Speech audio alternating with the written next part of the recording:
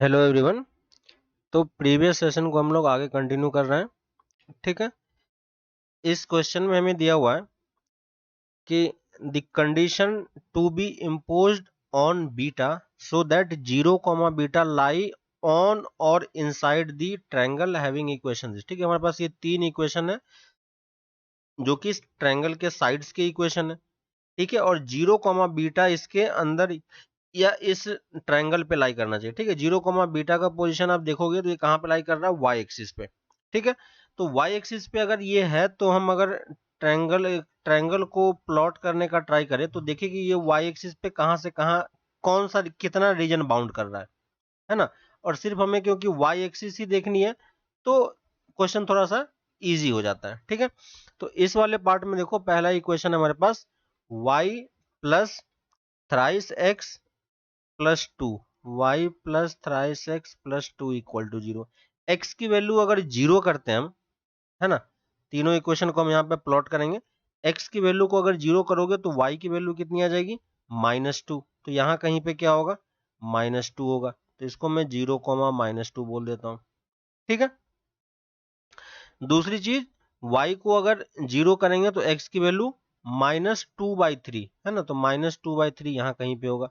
तो एक लाइन इस तरीके से पास कर रही होगी। ठीक है, ये कितना हो गया, -2/3, 0। तो ये लाइन का इक्वेशन हो गया y plus 3x plus 2 equal to 0। दूसरी इक्वेशन है 3y minus 2x, 3y minus 2x minus 5 equal to 0। ठीक है, तो इसको इस तरफ लेके आ गए। x की वैल्यू को, ये -2x है, x की वैल्यू को जीरो करेंगे तो y की वैल्यू कितनी आ जाएगी, 5/3 है ना। तो 5/3 कहाँ पे लाई करेगा, यहाँ कहीं लाई करेगा। तो इस वाले पॉइंट का लोकेशन क्या हो जाएगा, 0, 5/3। ठीक है, और अगर y को जीरो करेंगे तो x की वैल्यू कितनी हो जाएगी, -5/2। तो -5/2 यहाँ कहीं होगा। तो ये वाला जो लाइन होगा ये कुछ इस तरीके से होगा, और ये 3y minus twice x equal to 0। ठीक है, थर्ड इक्वेशन की अगर बात करें तो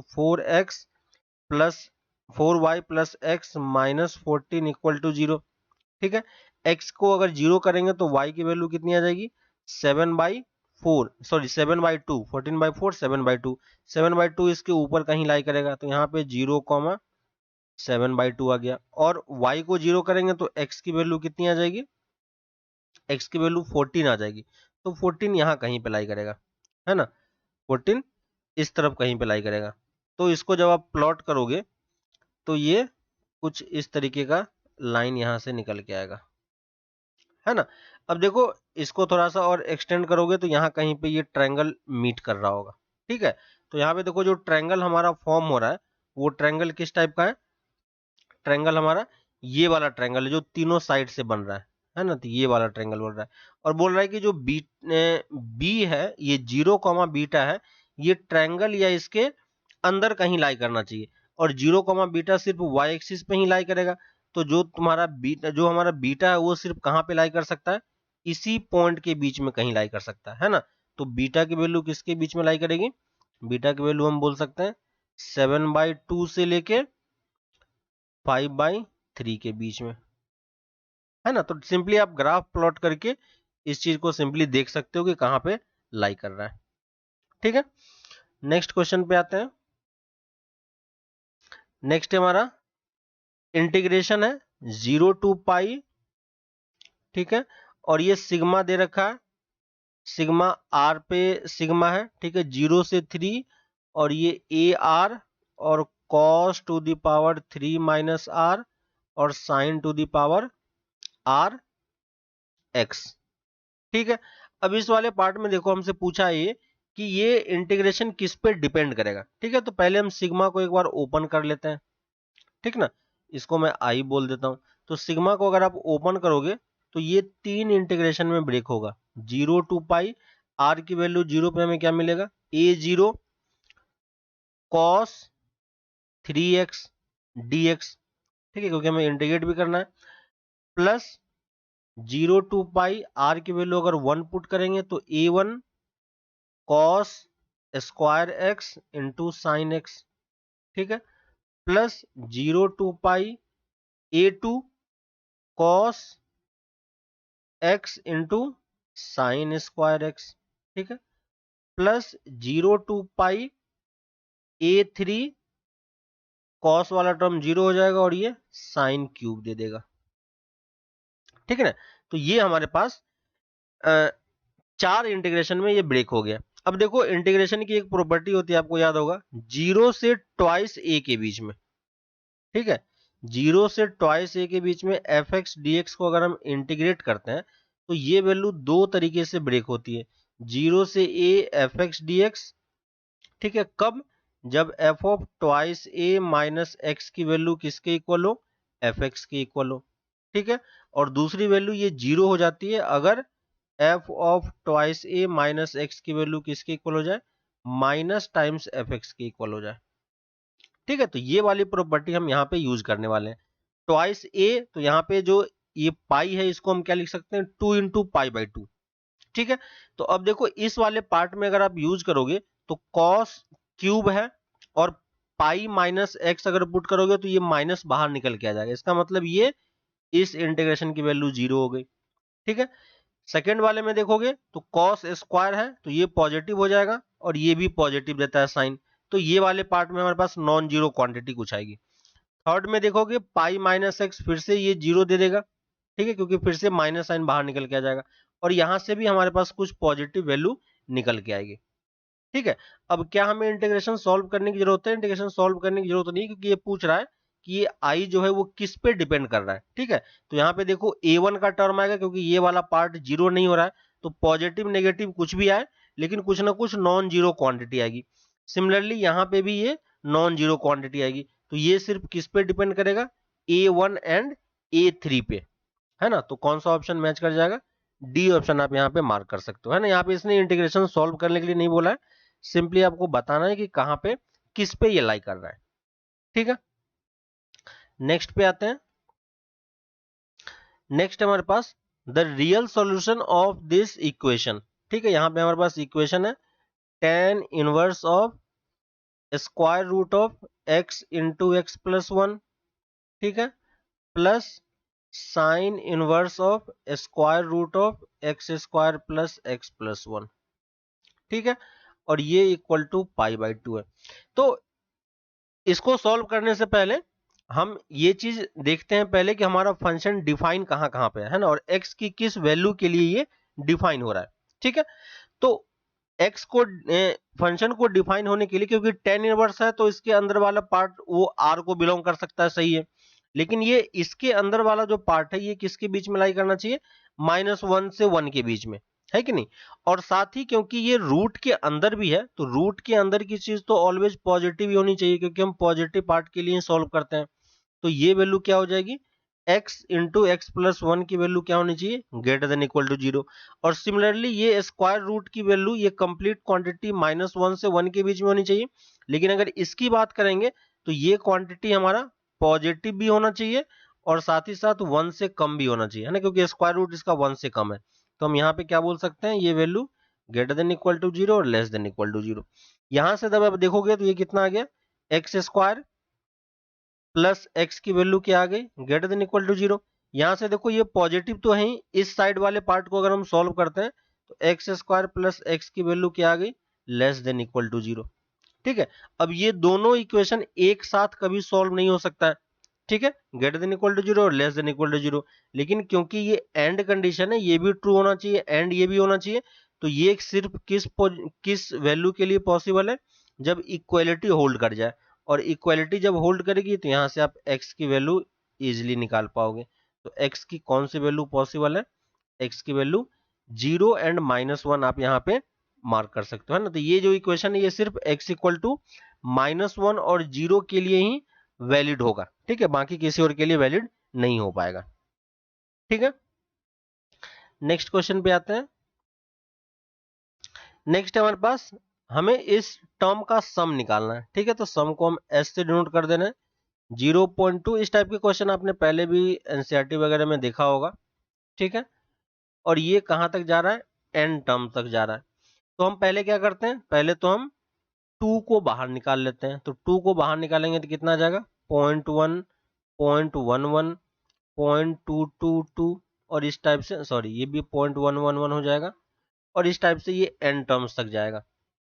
ठीक है, इसके बाद हम क्या करते हैं, हम इसको 9 में कन्वर्ट करते हैं। तो हमें क्या करना होगा, 2/9 से मल्टीप्लाई डिवाइड करना होगा। तो ये क्या दे देगा, 9/10 प्लस 99/100 प्लस 999/1000, है ना। और इस तरीके से ये n टर्म्स तक जाएगा।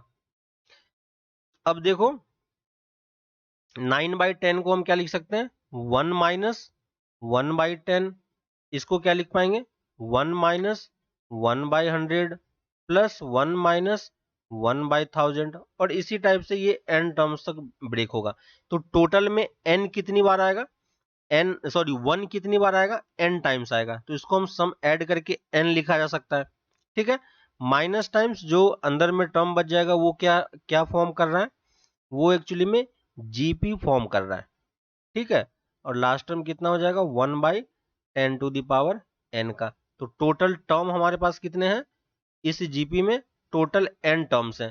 फर्स्ट टर्म हमें पता है, कॉमन रेशियो पता है, तो सिंपली हम यहाँ पे सम यूज कर सकते हैं। तो ये क्या हो जाएगा, सम क्या होता है a, तो a क्या हो जाएगा 1/10 इंटू r की वैल्यू कितनी है, r की वैल्यू यहाँ पे है ना, इसको इससे डिवाइड करोगे तो r की वैल्यू भी कितनी आ जाएगी, 10 ही आ जाएगी, 1/10 ही आ जाएगी। तो हम क्या लिख सकते हैं, a into 1 minus r to the power n divided by 1 minus r, है ना। ये वाला टर्म हमारे पास आ गया। और अब इसको थोड़ा सा सिंप्लीफाई कर लो, तो 2/n, n माइनस यहां से देखो 1/10, और यहां से 10 ऊपर जाएगा तो ये 10/9 दे देगा। ठीक है, इसको सॉल्व करेंगे तो ये कितना दे देगा, इसका एलसीएम ले लो, तो 10 to the power n minus 1/10 to the power n, है ना। और यहां से देखो ये दोनों टर्म क्या हो गया, कैंसल हो गया, है ना। तो हम यहाँ पे क्या लिख सकते हैं, 2/9 n माइनस ये कितना दे देगा 1/9, और ये 10 to the power n minus 1/10 to the power n। तो यही हमारा आंसर है। अब ऑप्शन मैच करा लेते हैं। ऑप्शन में 10 to the power n minus 10 to the power minus n के फॉर्मेट में दिया। ठीक है, जिसको अगर डिवाइड करेंगे तो ये सिंपली क्या दे देगा, 1 minus 10 to the power minus n। ठीक है, तो अब देखो कौन सा ऑप्शन मैच कर जाएगा, आपका सी ऑप्शन यहाँ पे मैच कर रहा है। ठीक है, तो बेसिक सा क्वेश्चन है, एनसीईआरटी बुक में ये चीज अवेलेबल है, तो वहां पे आप देख सकते हो। ठीक है, नेक्स्ट क्वेश्चन पे आते हैं। नेक्स्ट है हमारे पास, लेट C1, हमारे पास C1 एक सर्कल दिया हुआ और C2 एक सर्कल दिया हुआ। ठीक है, C1 C2 दो सर्कल है, और बोल रहा है दोनों का सेंटर ओरिजिन पे ही है। ठीक है, तो अगर आप इस तरीके से समझोगे तो ये C1 है हमारा, जिसका रेडियस √5 है, और ये एक सर्कल है जिसका रेडियस 3 है। ठीक है, C1 पे एक पॉइंट है 1,2, तो यहाँ पे जूम, यहाँ पे मान लेते हैं कि इसको यहाँ पे हमारा 1,2 है। इस पे अगर बोल रहा है कि टेंजेंट ड्रॉ करोगे, तो इस पे टेंजेंट ड्रॉ करने पे ये जो C2 सर्कल है इसको कहाँ पे कट कर रहा है, A और B पे, है कि नहीं। और A और B पे जो आप टेंजेंट ड्रॉ करोगे तो वो कहाँ पे मीट कर रहा है, वो T पे मीट कर रहा है कहीं पे। ठीक है, तो इसी T का लोकेशन हमें निकालना है। इस T का लोकेशन को अगर हम H, K जूम कर लेते हैं, ठीक है, तो अगर आप ध्यान दोगे तो इस वाले ये क्योंकि टेंजेंट है, तो इस टेंजेंट का इक्वेशन लिखा जा सकता है कि नहीं, इस सर्कल के रिस्पेक्ट में, C1 के रिस्पेक्ट में। ठीक है, तो C1 हमारा क्या है, x² plus y² equal to 5। Circle पे हमें पॉइंट दिया हुआ है ना, तो x1 plus y1 equal to r² के तरीके से हम इसका इक्वेशन लिख पाएंगे। तो ये कितना हो जाएगा, 1 दिया हुआ है, तो x plus 2y minus 5 equal to 0, है ना। तो ये हमने डायरेक्टली कौन से फॉर्मूले से यूज किया, x1 plus y1 equal to 0। तो ये हमारा टेंजेंट का इक्वेशन हो गया। ठीक है, अब यहां से देखोगे अगर मैं इस पॉइंट T के रिस्पेक्ट में इस C2 सर्कल का, ये हमारे पास C2 है और ये C1 है, C2 सर्कल का अगर मैं कॉर्ड ऑफ कॉन्टेक्ट लिखूं, क्योंकि ये जो AB है ये इसका क्या है, कॉर्ड ऑफ कॉन्टेक्ट बन रहा है। ठीक है, तो इस सर्कल के रिस्पेक्ट में जो इसका कॉर्ड ऑफ कॉन्टेक्ट होता है वो किसके इक्वल हो जाएगा, टेंजेंट के इक्वल, क्योंकि दोनों सेम लाइन बन जा रही है। ठीक है, तो कॉर्ड ऑफ कॉन्टेक्ट की इक्वेशन हम कैसे लिखते हैं? कॉर्ड ऑफ कॉन्टेक्ट की इक्वेशन भी सेम उसी तरीके से लिखी जाती है जैसे हमने टेंजेंट की इक्वेशन लिखी थी, ठीक है। तो chord of contact with respect to C2 क्या हो जाएगा? तो ये पॉइंट हमने एज्यूम कर लिया H कोमा के, तो H कोमा के रिस्पेक्ट में क्या हो जाएगा?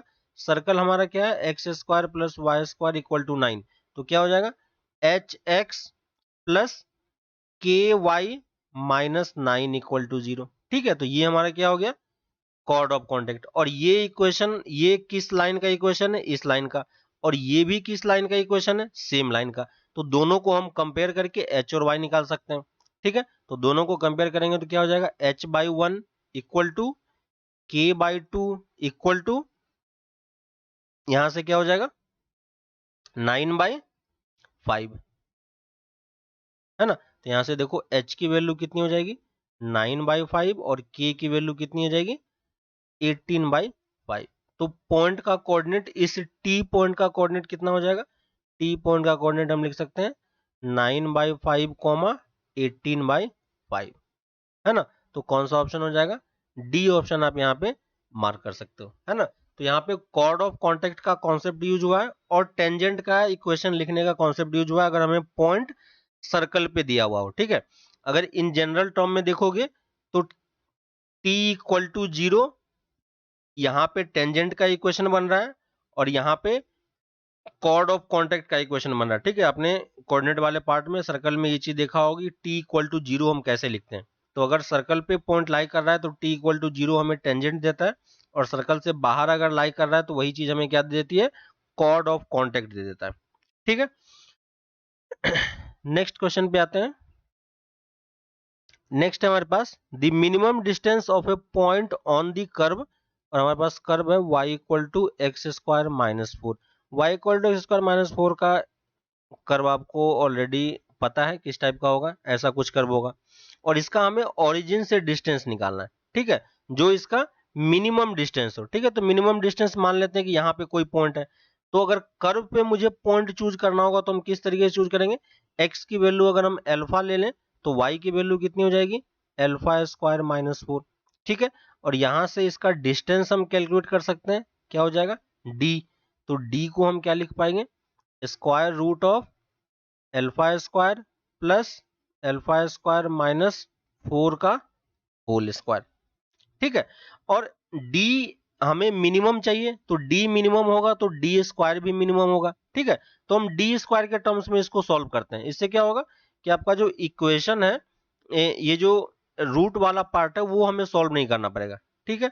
तो ये हमारा इक्वेशन हो गया, ठीक है। इसको थोड़ा सा क्वाड्रेटिक को ओपन कर देते हैं, तो ये क्या हो जाएगा?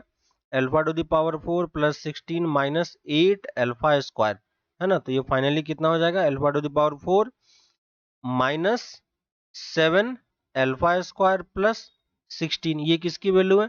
डी स्क्वायर की, ठीक है। अब डी स्क्वायर को हम एक फंक्शन एफ एल्फा एज्यूम कर लेते हैं, ठीक है। तो हमें एफ एल्फा की वैल्यू चाहिए कि ये किस पॉइंट पे मिनिमम देगा, तो उसके लिए हमें क्या करना होता है? डिफरेंशिएट करना होता है। तो एफ डैश एल्फा की वैल्यू कितनी हो जाएगी? 4 अल्फा क्यूब माइनस 14 अल्फा, है ना। और इसको हम इक्वल टू 0 करेंगे तो हमें अल्फा की वैल्यू मिलेगी। तो अल्फा की वैल्यू कितनी आ जाएगी? 0 और plus minus square root of 7/2, ठीक है। अब फर्स्ट डेरिवेटिव मेथड से अगर हम चेक करें कि कहां पे हमें मैक्सिमा मिनिमा मिलेगा, तो एक हमारे पास पॉइंट है -7/√2, एक है 0 और एक है √7/2, है ना। √7/2 से अगर ज्यादा वैल्यू पुट करोगे तो फर्स्ट डेरिवेटिव का साइन क्या आ जाएगा? पॉजिटिव। इससे पीछे नेगेटिव, इससे पीछे पॉजिटिव और इससे पीछे नेगेटिव, ठीक है। आप साइन चेक कर लेना। इस वाले पॉइंट पे हमें क्या देगा? साइन कहां से कहां चेंज हो रहा है? नेगेटिव से पॉजिटिव। तो यहां पे हमें क्या मिलेगा? मिनिमा मिलेगा, ठीक है। और यहां पे भी देखो सेम टाइप का साइन चेंज हो रहा है, तो यहां पे भी हमें क्या मिलेगा? मिनिमा मिलेगा। और 0 पे हमें क्या मिल जाएगा? मैक्सिमा मिल जाएगा। तो हमें डिस्टेंस को क्या करने के लिए बोला है? मिनिमम करने के लिए बोला है। यानी हमें इसी दोनों पॉइंट पे हमें मिलेगा। और अल्फा स्क्वायर के टर्म्स में अगर बात करें तो अल्फा स्क्वायर 7 की वैल्यू पे हमें क्या मिलेगी? मिनिमम वैल्यू मिलेगी, है ना। मिनिमम वैल्यू हमें मिलेगी, और इसने हमसे क्या बोला है कि हमें मिनिमम डिस्टेंस ही फाइंड करना है। ठीक है, तो डी में हम क्या करेंगे, डी में अल्फा स्क्वायर की वैल्यू पुट कर देंगे। ठीक है, तो डी मिनिमम कितना हो जाएगा, यहां से देखो डी मिनिमम हम लिख सकते हैं, अल्फा स्क्वायर की वैल्यू हम कितनी पुट कर देंगे, 7/2। तो ये कितना हो जाएगा, 7/2 प्लस 7/2 माइनस 4 का ये इसका स्क्वायर हो जाएगा और ये इसका स्क्वायर हो जाएगा। ठीक है, इसको हम सिंप्लीफाई कर सकते हैं इजीली। ठीक है, तो सॉल्व करोगे तो ये कितना हो जाएगा, √15/2। तो कौन सा ऑप्शन आ जाएगा, यहाँ पे आप ए ऑप्शन मार्क कर सकते हो। ठीक है, तो कौन सा ऑप्शन आ जाएगा, ए ऑप्शन हमारा यहाँ पे आ जाएगा। ठीक है, तो हमने क्या किया, सिंपल डेरिवेटिव वाला प्रॉपर्टी यूज किया और वहां से क्वेश्चन सॉल्व किया। ठीक है, नेक्स्ट क्वेश्चन पे आते हैं। नेक्स्ट है हमारे पास the domain of the definition of the function. Function हमें डिफाइन किया गया है f x equal to square root of log mod x minus 1। ठीक है, और यहाँ पे x square plus 4x plus 4। ठीक है, तो क्योंकि स्क्वायर रूट का भी टर्म है और लॉग का भी टर्म है, तो हमें 2-3 पार्ट सॉल्व करना होगा। लॉग हमारा कहाँ पे डिफाइन होता है, तो फर्स्ट पार्ट हम लॉग को देखते हैं। लॉग डिफाइन होने के लिए हमें क्या चाहिए, x square plus 4x plus 4 की वैल्यू क्या होनी चाहिए, ग्रेटर देन 0। ठीक है, सेकेंड वाला बेस क्या होना चाहिए हमारा, मॉड एक्स माइनस 1 क्या होना चाहिए, ग्रेटर देन 0। ठीक ना, और साथ ही साथ मॉड एक्स माइनस 1 की वैल्यू क्या होनी चाहिए, नॉट इक्वल टू 1 होनी चाहिए। तो ये तो हो गया हमारा लॉग का कंडीशन। ठीक है, ये हमारा लॉग डिफाइन यहाँ पे होगा। ठीक है, लेकिन ये स्क्वायर रूट के अंदर भी है, तो स्क्वायर रूट के अंदर क्या हो जाएगा, मॉड एक्स माइनस 1 है ना। स्क्वायर रूट के अंदर जो भी क्वांटिटी है वो क्या होनी चाहिए, हमारा पॉजिटिव होना चाहिए और ग्रेटर देन इक्वल टू 0 होना चाहिए। ठीक है, तो ये 4 पार्ट को हमें सॉल्व करना है। ठीक है, तो यहां से देखो, इस वाले पार्ट को थोड़ी देर के लिए साइड कर लेते हैं।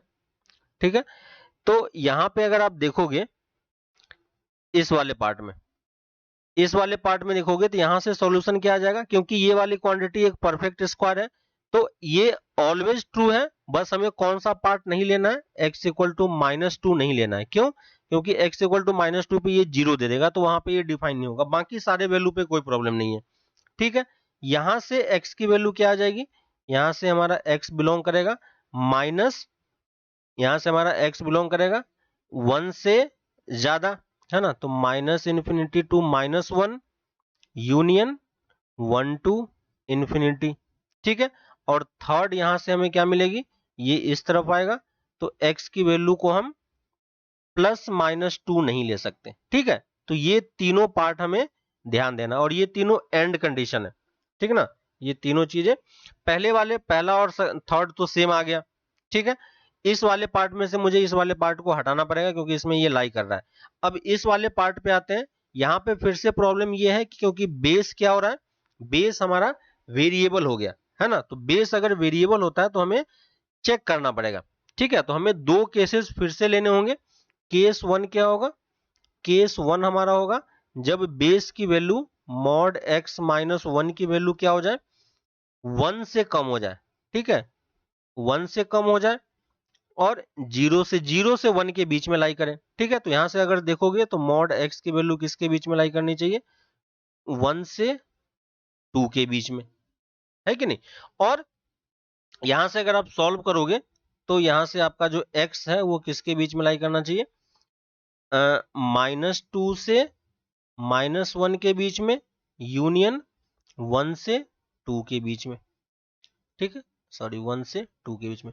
इस इनइक्वालिटी को सॉल्व करोगे तो आपका ये आएगा। तो ये हमारा एक्चुअली में क्या है, केस 1 है।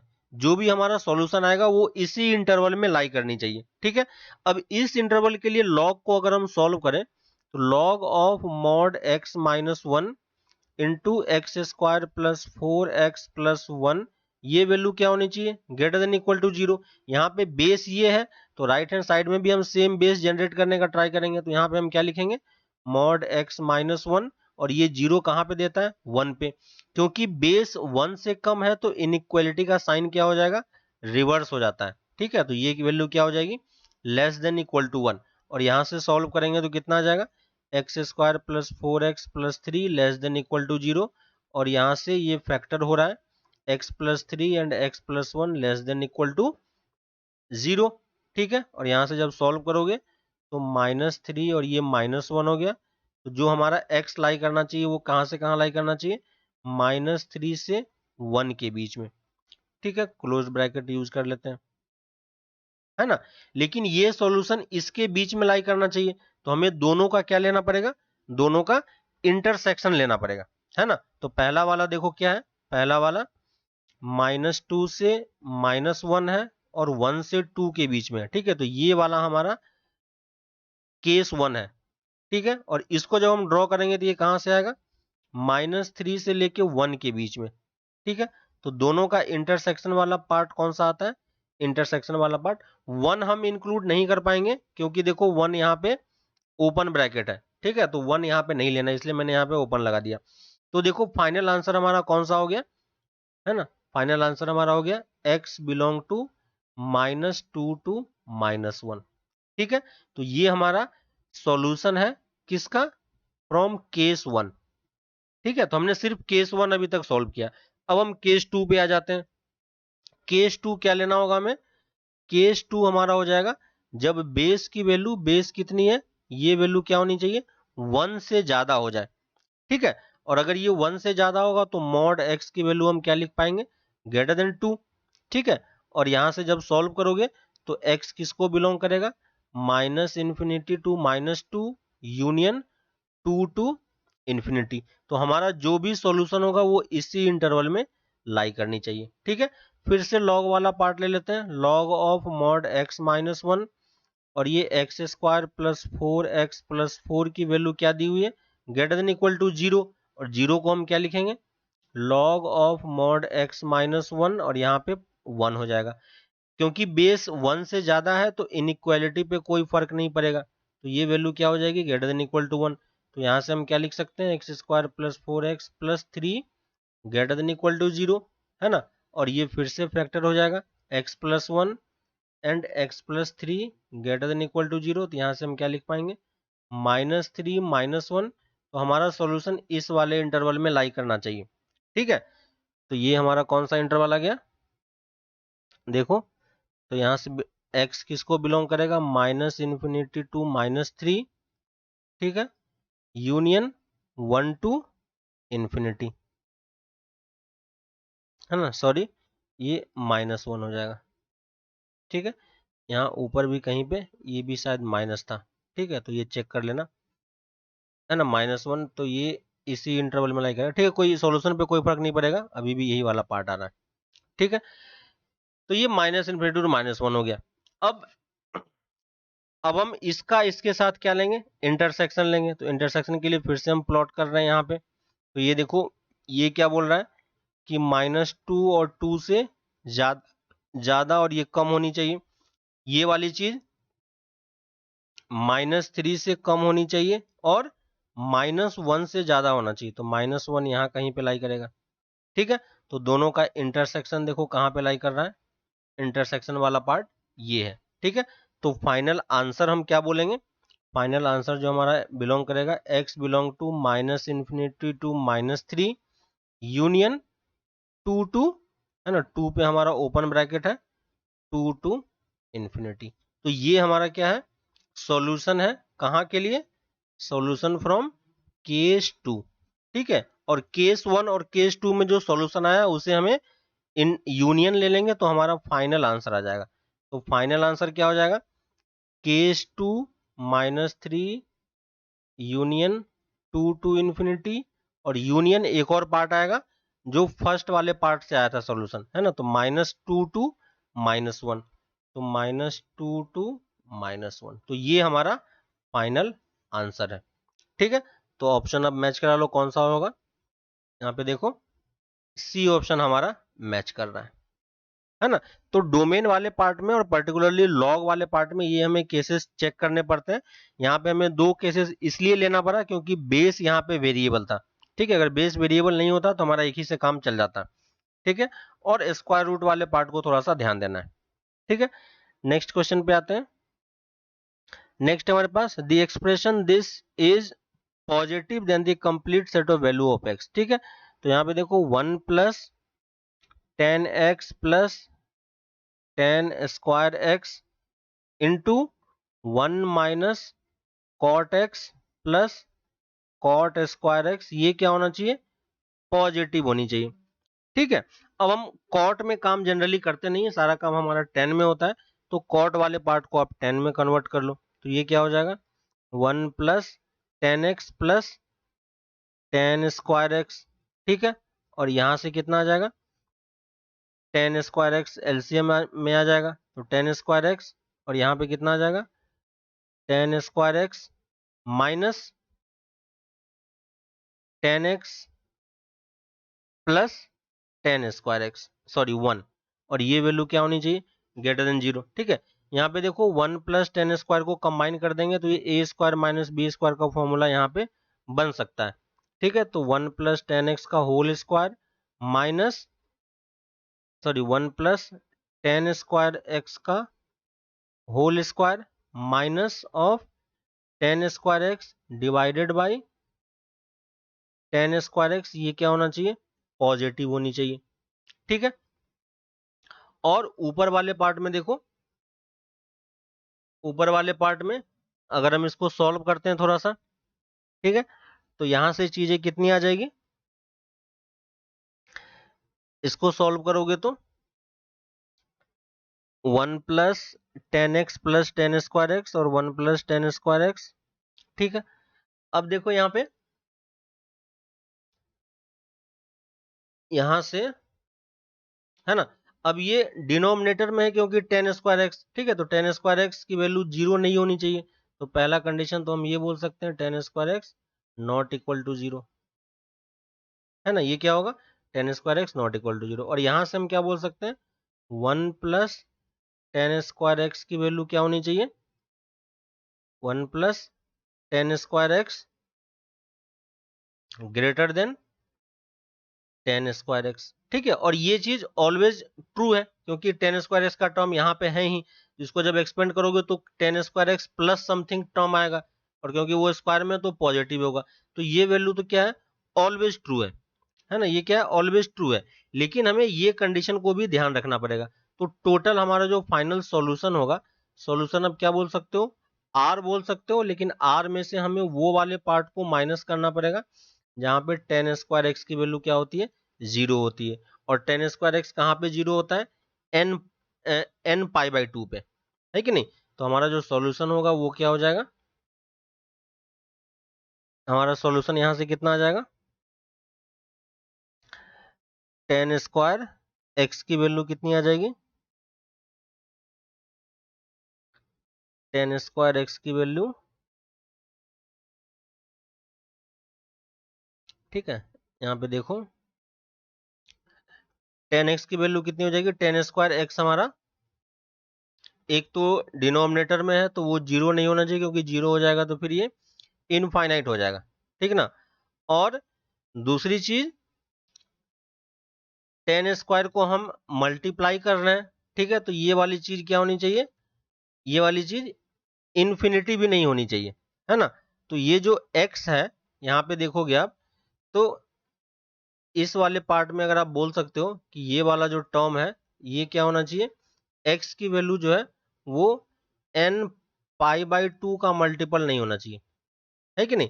n पाई बाई 2 का मल्टीपल मतलब कि अगर पाई भी हो, n की वैल्यू अगर इवन ले लोगे तो ये पाई देने लगेगा और पाई पे ये क्वांटिटी 0 हो जाएगी, है ना। तो एक कंडीशन तो हमारे पास ये ऑलरेडी था ही नॉट इक्वल टू 0 वाला, तो वो चीज इसी में इंक्लूड हो जाता है। और अगर पाई बाई 2 हो जाएगी तो भी ये इन्फिनिटी हो जाएगी, तो वहां पे भी प्रॉब्लम है, ठीक है। तो फाइनली जब हम सॉल्व करेंगे तो ये क्या हो जाएगा नॉट इक्वल टू 0 और इन्फिनिटी भी बोलोगे तो यहां से आप n पाई बाई 2 फाइनली लेके आ सकते हो, है ना। तो दोनों को कंबाइन करके हम ये वैल्यू निकाल सकते हैं।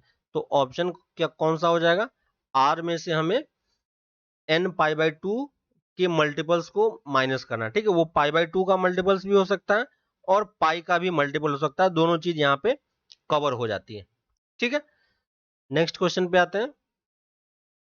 नेक्स्ट हमारे पास the value of this system of equation, है ना, हमारे पास सिस्टम ऑफ इक्वेशन है क्या है sine of 3 theta x minus 2y plus 3z equal to 0, cos of 2 theta into x plus 8y minus 7z equal to 0 और twice x plus 14y minus 11z equal to 0। ठीक है, तीन equation है। ये कौन सा इक्वेशन है? Homogeneous equation है। ठीक है, और होमोजीनियस इक्वेशन के नॉन ट्रिवियल सॉल्यूशन की अगर बात करता है तो इसका मतलब इसका जो कोफिशिएंट मैट्रिक्स होता है उसका डिटर्मिनेंट क्या होना चाहिए? 0 होना चाहिए। तो अगर यहाँ पे आप लिखोगे तो ये कितना हो जाएगा? साइन 3 थीटा कॉस 2 थीटा और ये 2 बन जाएगा। ठीक है, y क्या हो जाएगा? -2 8 और 14 और ये वाला 3 -7 और ये माइनस का 11। ठीक है, और ये वैल्यू क्या होनी चाहिए? इक्वल टू 0 होनी चाहिए। तो यहां से आप थीटा पे कंडीशन निकाल सकते हो। अब देखो, हमें ट्राई यही करना है कि हम किसी रो या कॉलम में maximum number of zero generate कर सकें। ठीक है, तो देखो यहाँ पे ये दोनों एक दूसरे का मल्टीपल दिख रहा है। तो अगर मैं पहला ऑपरेशन लगाता हूं, पहला ऑपरेशन में अगर R2 को मैं रिप्लेस करूं R2 प्लस 4 टाइम्स R1। ठीक है, तो R2 में मैं 4 टाइम्स R1 ऐड करूंगा तो ये वाला टर्म हमारा कितना हो जाएगा? ठीक है, ये वाला टर्म इसके जगह पे हम क्या लिख सकते हैं? यहाँ पे हो जाएगा cos of 2 theta plus 4 times sign of 3 theta. ठीक ना, और इसको इसके साथ ऐड करेंगे तो ये वाला टर्म 0 दे देगा। 4 से ऐड करके इसमें ऐड करोगे तो ये हमें क्या दे देगा? 5 दे देगा। है ना, तो मैं इसी में कर रहा हूं। दूसरा एक और ऑपरेशन में R3 में लगाऊंगा। देखो, इसको 7 से मल्टीप्लाई करोगे तो ये दोनों ऐड होके फिर से 0 दे देगा। ठीक है, तो मैं R3 को क्या लिख रहा हूं? R3 plus 7 times R1। तो ये कितना हो जाएगा? 2 प्लस 7 टाइम्स साइन 3 थीटा, ये वाला टर्म 0 हो जाएगा और इसमें अगर ऐड करेंगे तो ये प्लस का 10 दे देगा। है ना, प्लस का 10 देगा। अब देखो, हमारे पास दो जीरो जनरेट हो चुका है तो मैं C2 के अबाउट इसको ओपन कर देंगे। तो C2 के अबाउट इसको ओपन करोगे तो क्या हो जाएगा? माइनस माइनस प्लस का 2 into 10 times cos of 2 theta plus 4 sine 3 theta minus times 5 times 2 plus 7 sine 3 theta और ये इक्वल टू 0। है ना, ये 2 तो कैंसिल हो जाएगा। यहां से 5 से देखो ये भी कैंसिल होकर यहाँ पे 2 दे देगा। है ना, तो इसको बस अब थोड़ा सा सिंप्लीफाई करना है तो ये कितना हो जाएगा? 2 टाइम्स, इसको कर लो, 2 टाइम्स कॉस 2 थीटा। है ना, 2 times cos 2 theta plus 8 times sine 3 theta minus of 2 minus 7 times sine 3 theta equal to 0। ठीक है, यहां से देखो इस दोनों को अगर हम कंबाइन करते हैं तो कितना हो जाएगा? 2 into 2 into cos 2 theta minus 1 plus का ये दोनों सॉल्व होकर कितना दे देगा? प्लस का sine 3 theta equal to 0। Cos of 2 theta minus 1। है ना, तो कॉस 2 थीटा का फॉर्मूला क्या होता है? 1 माइनस 2 साइन स्क्वायर थीटा। है ना, तो ये सिंप्लीफाई होकर क्या दे देगा? Minus times 4 sine square theta plus sign का 3 थीटा इक्वल टू 0। है ना, माइनस से मल्टीप्लाई करोगे तो ये माइनस प्लस और ये माइनस बन जाएगा। तो ये 4 sine square theta minus sine 3 theta का फॉर्मूला यूज कर लेंगे, 3 साइन थीटा माइनस का 4 sine cube theta equal to 0। ठीक है, पूरे से देखो साइन थीटा हमारा कॉमन आ गया तो एक साइन थीटा हम लोग बाहर निकाल ले रहे हैं। है ना, तो ये क्या बन जाएगा? 4 साइन थीटा माइनस का 3, ठीक है, और प्लस का 4 sine square theta equal to 0। ठीक है, अंदर वाला एक और फैक्टर हमारा बन रहा है तो वो फैक्टर क्या हो जाएगा? 2 sine theta minus 1 into 2 sine theta plus 3 equal to 0। है ना, तो यहां से हमारे पास 3 सॉल्यूशन आएंगे। पहला सॉल्यूशन क्या हो जाएगा, साइन थीटा इक्वल टू 0 और sine theta equal to half और साइन थीटा इक्वल टू -3/2। ये तो पॉसिबल नहीं है, ठीक है। यहां से सॉल्यूशन क्या आ जाएगा, theta equal to n pi, और यहां से सॉल्यूशन क्या आ जाएगा, theta equal to n pi plus -1n into π/6, है ना। तो ये दोनों हमारा क्या है, सॉल्यूशन है, और यूनियन कर लेंगे दोनों का, ठीक है। तो अब ऑप्शन देखते हैं कौन सा हमें दिया हुआ है। तो कौन सा ऑप्शन दिया हुआ है, ए ऑप्शन हमारा मैच कर रहा है, ठीक है। एक एक सॉल्यूशन हमें दिया हुआ, दूसरा नहीं दिया हुआ है, ठीक है। तो ये सॉल्यूशन भी पॉसिबल है, तो इस सॉल्यूशन के लिए भी हमारा आंसर आ सकता है, ठीक है। नेक्स्ट क्वेश्चन पे आते हैं। नेक्स्ट है हमारे पास, if both the mean and standard deviation of 50 observation this is equal to 16, यानी हमें क्या दिया हुआ है, x i equal to 1 to 60 1 to 50, ठीक है। और यानी एक्स बार की वैल्यू हमें कितनी दी हुई है, 16, और सिग्मा स्क्वायर की वैल्यू कितनी दी हुई है, 16।